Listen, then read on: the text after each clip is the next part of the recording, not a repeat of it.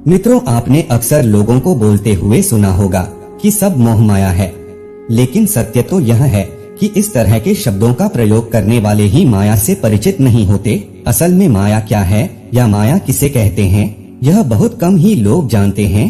हालांकि हमारे ग्रंथ हमें बताते हैं कि माया क्या है, लेकिन फिर भी लोगों ने उसके गलत मतलब ही निकाल पाए हैं। इसीलिए आज यह जानना और इसका प्रचार करना बेहद जरूरी है कि असलियत में माया क्या है। माया एक तरह से भ्रम है। माया भौतिक वस्तुएं हैं, पुत्र पुत्रियां, बैंक बैलेंस, जमीन जायदाद है जिसे हम अपना मानते हैं, लेकिन वास्तविकता में सब एक माया है। यह सब भ्रम है और मोह यानी इनको भोगने वाला लालच हमारे अंदर भरा हुआ है। लेकिन इसका मतलब यह नहीं कि हमें इन सब का इस सांसारिक जीवन में त्याग कर देना चाहिए, बल्कि हमें समझना चाहिए कि यह भौतिक वस्तुएं और सुख सुविधाएं पल भर के लिए होती है। अगर यह हमसे छिन जाए तो हमें दुख नहीं होना चाहिए। यह तब होगा जब हम माया और मोह के बंधन को समझे और इसके पीछे ना भागे। आप जरा अपने आप को ही देख लीजिए। जब कोई बड़ी कामयाबी, बड़ा घर, खूब सारा पैसा, पुत्र पुत्री आदि जब आपको मिल जाता है तो आप कहते हैं कि सब भगवान ने दिया है। लेकिन जब यही सब चीजें आपके पास नहीं रहती तो आप कहते हैं कि भगवान, ये तूने क्या किया, मुझसे क्या भूल हुई, मुझसे ये सब क्यों छीना। लेकिन ये सब चीजें भगवान ने ही आपको दी हैं और वह ले भी सकता है, और ऐसा भी हो सकता है आपको इसके बदले और ज्यादा दे दे। लेकिन आप नहीं मानेंगे। आप उस चीज की वजह से आप दुखी हो जाएंगे। तब आप ये सोचे कि जब आप इस धरती पर आए थे तब आपके पास कुछ नहीं था और ये सब आपके साथ जाएगा भी नहीं। जाएंगे तो सिर्फ आपके किए हुए कर्म और आपका इस धरती पर दूसरों के प्रति प्रेम रूपी व्यवहार। और आपकी महानता क्या होता है? माया में डूबना। व्यक्ति जब अपनी इंद्रियों को नियंत्रित करने में पूरी तरह असमर्थ हो जाता है, उस समय लोग उसे कहते हैं कि वह इंसान पूरी तरह माया में उलझा हुआ है। मतलब यही है कि वह जिंदगी के मूल्यों को भूलकर छोटी छोटी तुच्छता दिखा रहा है। अर्थात मनुष्य ऐसे कामों में, ऐसी चीजों की उत्पत्ति करने में फंस जाता है जो बिल्कुल भी स्थायी नहीं है। जब आप यह जानते हैं कि कोई चीज स्थायी नहीं है तो आपको उसमें अपना मन नहीं लगाना चाहिए, बल्कि आपको उस पर ध्यान केंद्रित करना चाहिए जो सर्वज्ञ और सर्वथा है। जरा सोचिए, आप इतने सालों से, बचपन से लेकर अभी तक वही काम करते आ रहे हैं जो बाकी सब कर रहे हैं। हो सकता है कि आप ज्यादा या दूसरे लोग कम कर रहे हो। यही काम आपके पिता ने किया होगा और यही उनके पिता ने किया होगा और यही उनके भी पिता ने। ऐसा ही कितने सालों से लोग दोहराते आ रहे हैं। फिर भी हम ये नहीं समझ पा रहे हैं कि आप भी वही प्रक्रिया दोहरा रहे जो लोग हजारों सालों से करते आ रहे हैं। अभी आप किसी माया रूपी चीज के पीछे पागल हैं। फिर यही करते करते आप किसी दिन मृत्यु को प्राप्त होंगे। फिर आपका बेटा या बेटी यही करते करते मृत्यु को प्राप्त होंगे और यही हजारों वर्ष तक चलेगा। अब आप सोचिए, क्या भगवान ने आपको इसी काम को दोहराने के लिए भेजा है? अगर आप माया को आसान भाषा में समझना चाहते हैं तो इस कहानी को जरूर सुने। एक दिन नारद जी ने श्री कृष्ण से पूछा, प्रभु आपकी माया कैसी है, मैं देखना चाहता हूँ। कई दिन के बाद श्री कृष्ण नारद को लेकर एक जंगल में गए। बहुत दूर जाने के बाद श्री कृष्ण नारद से बोले, नारद मुझे बड़ी प्यास लगी है, क्या कहीं से थोड़ा जल लाकर पिला सकते हो? नारद बोले, प्रभु कुछ देर ठहरिए, मैं अभी जल लेकर आता हूँ। यह कहकर नारद चले गए। कुछ दूर पर एक गाँव था। वहाँ पर वे जल की खोज करने लगे। एक मकान के द्वार पर पहुंचकर उन्होंने खटखटाया। द्वार खुला और एक परम सुंदरी कन्या उनके सम्मुख आकर खड़ी हुई। उसे देखते ही नारद सब कुछ भूल गए। भगवान उनकी प्रतीक्षा कर रहे होंगे, वे प्यासे होंगे, हो सकता है प्यास से उनका प्राण वियोग भी हो जाए। ये सभी बातें नारद भूल गए। सब कुछ भूलकर वे उसी कन्या के साथ बातचीत करने लगे। धीरे धीरे एक दूसरे के प्रति प्रणय भाव उत्पन्न होने लगा। तब फिर नारद उस कन्या के पिता के पास जाकर उसके साथ विवाह करने के लिए प्रार्थना करने लगे। विवाह भी हो गया और वे उसी गांव में रहने लगे।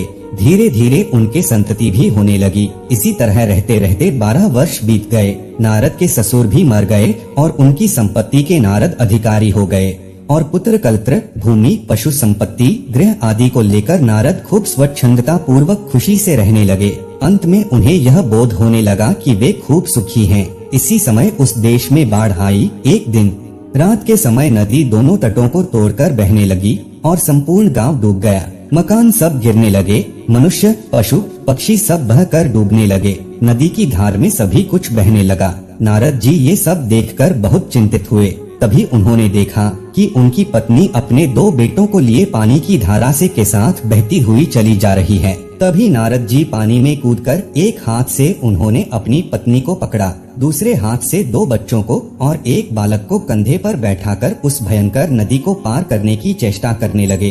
कुछ दूर जाने के बाद ही लहरों का वेग बढ़ने लगा। कंधे पर बैठे हुए शिशु की नारद किसी प्रकार रक्षा न कर सके, वह गिरकर तरंगों में बह गया। निराशा और दुहक से नारद चित्कार कर उठे उसकी रक्षा करने को जाते ही और एक बालक जिसका हाथ में पकड़े हुए थे हाथ से छूट डूबकर मर गया। अपनी पत्नी को वे अपने शरीर की समस्त शक्ति लगाकर पकड़े हुए थे।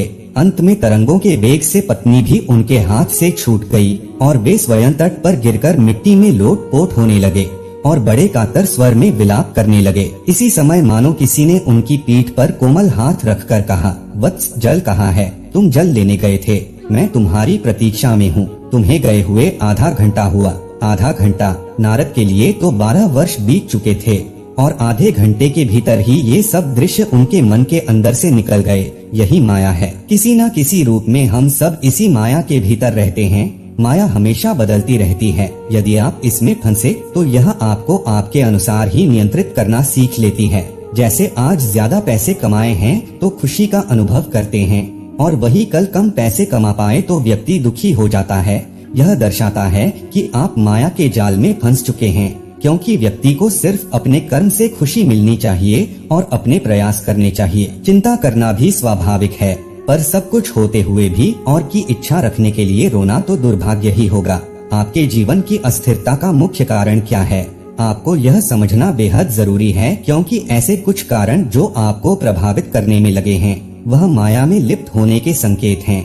हमेशा बदलती हुई तमाम घटनाएं और आपके आसपास की चीजें ही माया है। स्थिरता तब आती है जब आप अपने अंदर किसी ऐसी चीज पर काम करते हैं जो बदल नहीं रही है, जो पूरे समय एक समान रहती है।